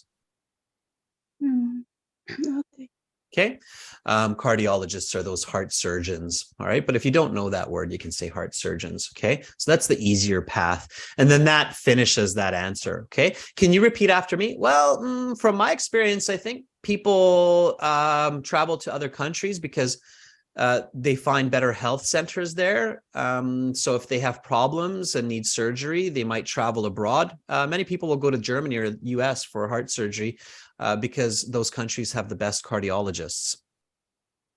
Well, from my experience, I can say that in their home countries, they may not have access to health centers, and they may be more attracted to go to other countries to improve their health in case they are ill or having health problems.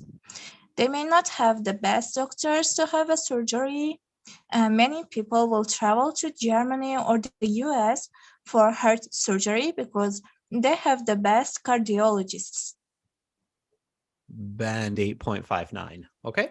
So once you get there, you hear it. You're like, oh, okay, that was an expert answer to that question of why people travel to other countries to improve their health. Good. Okay. And then the examiner says that is the end of part 3. That concludes the speaking section of the exam. You will have your mark in 2 days online after you finish the other sections and your official certificate in the mail in 10 days. Goodbye. And then when the examiner says goodbye, look them in the eye, say, thank you very much. Have a lovely rest of your day. Goodbye. And then go. So stay confident until the very end. Good. Thank you for saying that. Sometimes students are so happy that they're done. They just kind of look at the examiner and then they run out of the room. And it's like, did that person just run away without saying goodbye? So it happens a lot, believe me.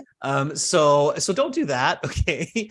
Just look them in the eye and say, thank you so much. I look forward to getting my marks. Have a lovely day. Okay. Thank you. Thank you Okay, very much. thank you. Thank you for having us. All right. So that's it, students. I'm going to stop there for now. I think you have probably, hopefully, learned a lot of tips and strategies for your speaking to improve your scores. Before we end the class, does anybody have any last-minute questions that you'd like to ask me? No question. Okay, may I give a question? Sure. Okay, that's why beginning of the part 2, using like that, how can I say it? I would like to talk or just let me tell about like this kind of words is wrong, you mean? Yes, it is. It's a template type speaking, so it has 0 value for your score.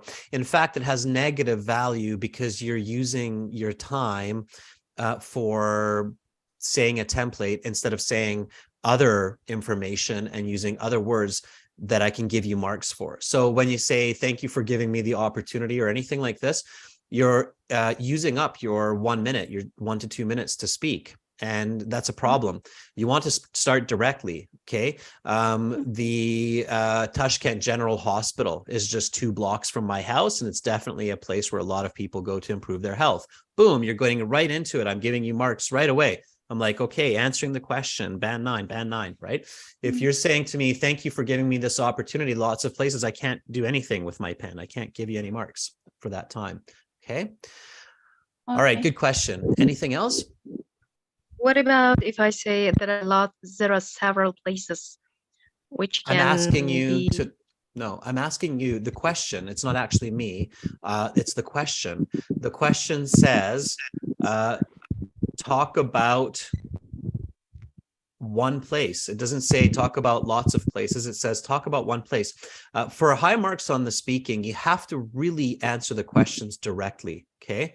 So here it says talk about a place near your home. It doesn't say talk about many places or introduce many places. It says talk about a place near your home. That means I want you to start by introducing one place near your home that's important or good for improving a person's health. Okay, the more accurately you answer that question, the more marks the examiner can give you. All right. So we don't use any introductive sentences? No, your introductive sentence is the introduction to the place. So if you say Tashkent General Hospital is just 2 blocks from my house, that is your introduction to that response. Okay. Okay, clear. All right. How do you think about how about using idioms in IELTS speaking test? How important is it? Okay, good question. So first of all, it's important to understand what the word idiom actually means, or idiomatic language means. A lot of people don't understand what that means. So idioms, there are many different kinds of idioms. You have very complex idioms in English, like don't throw bricks when you live in a glass house. It means don't be a hypocrite. Or you have simple idioms like phrasal verbs or verb phrases, okay? So run into means encounter. I ran into my friend yesterday at the mall. That's an idiom, okay? That's also considered an idiom. Idioms are important for high band scores, but you do not need to use complex idioms. Like if you say, I was over the moon, everybody loves using that one. I was over the moon when I saw my friend. It's like, great, I'm happy you use that. 95 other candidates use that idiom today. So the important part about idioms is you have to use them accurately and naturally. If you're using idioms unnaturally or incorrectly, they are extremely confusing. So the only time you should use an idiom is when you're 100% sure that you're using it correctly and naturally. Otherwise, never force an idiom. So you should never try to push an idiom into your response without clarity. Okay, it's very important. You mean they should be used in a proper context? They have to be used in a proper context. Yes, absolutely. They must be. If you're even 10% unsure that it's proper context, don't use it. Okay, so you should only use idioms that you have really practiced and you're very comfortable with in that context. Okay, you should never, ever, ever, ever try to force it into an answer. Otherwise, it will drop your score because they will mark you bad for natural language and for coherent language, and that really pulls your score down. Okay, clear.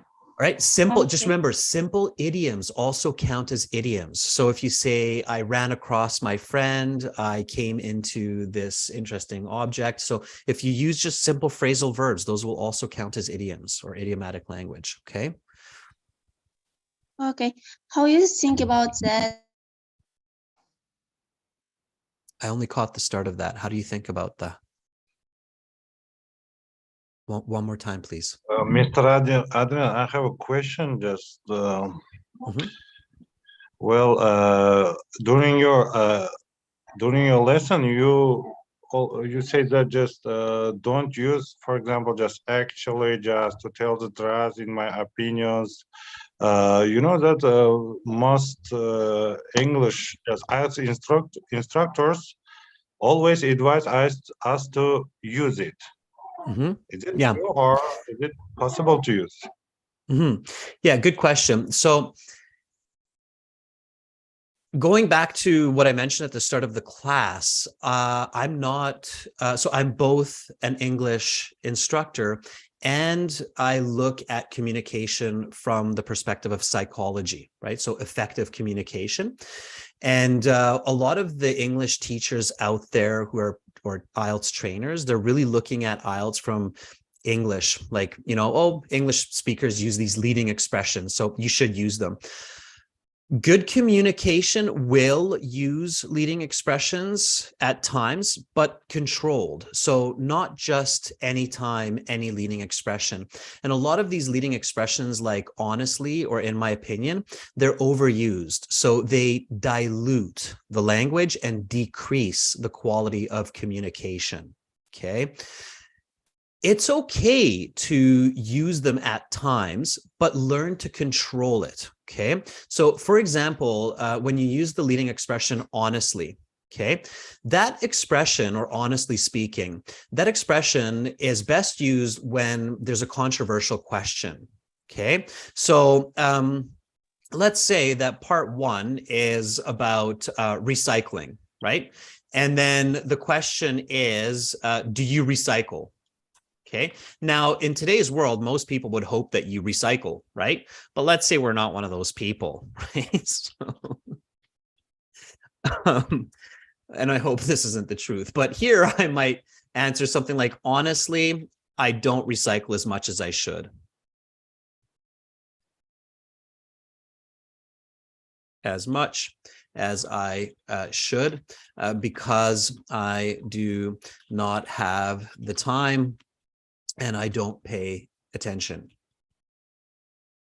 Often I just throw paper into the garbage. So here I'm using the expression honestly, or honestly speaking, right? But it's with purpose.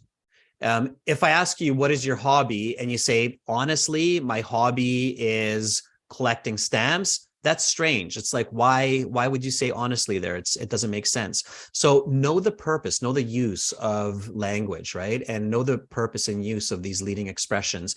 Then they're okay. Otherwise, it sounds like the student or the candidate is just using it to fill time and to sound fluent without actually truly being fluent.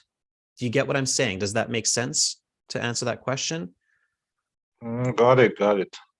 Okay. Understandable. Thank you. All right. So purpose, language with purpose. Never, ever just use language without purpose, because without purpose, it's poor communication. Okay. All right, students, on that note, I'm going to wrap up this class. There's another phrasal verb for you, meaning finish, wrap up. So I'm going to wrap up this class, but thank you so much, everyone, for being here with me today. A special thank you to all of the volunteers for sharing your language and being brave and putting yourself out there. I really appreciate that. These classes would be very difficult without you volunteering. So thank you so much. For your fruitful lesson. You're most welcome. Thank you, Shardor, for hosting and for organizing. Shardor, I'm going to hand it over to you now, and I will mute on my end, okay? So that you can wrap it up for everybody. Thank you, everybody. Have a lovely day. Thank you so much. It's 2 hours. It's 2 hours you're talking, and it's perfect. You find enough energy, and I hope your day will be more effective. Do we have another lesson or no? Today? No, another time. So Tomorrow next time will be next month. Yes, next time is going to be next month. And thank you, everybody, to participate in this lesson. And have a good night, and have a good day to Adrian. Thank you. Thanks. Thank you.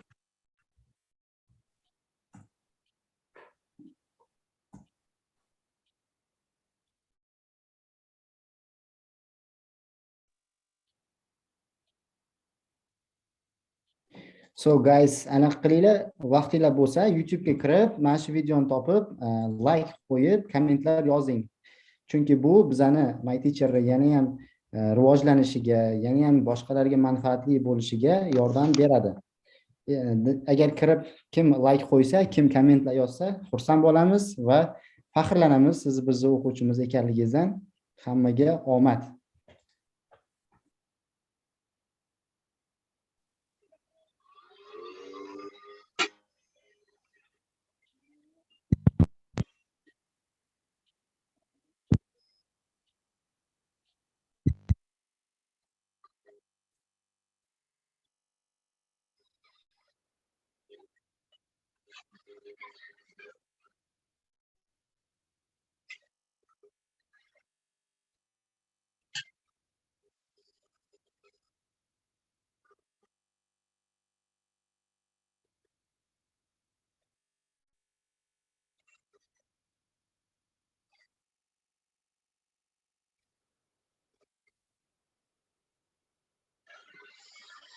Hey.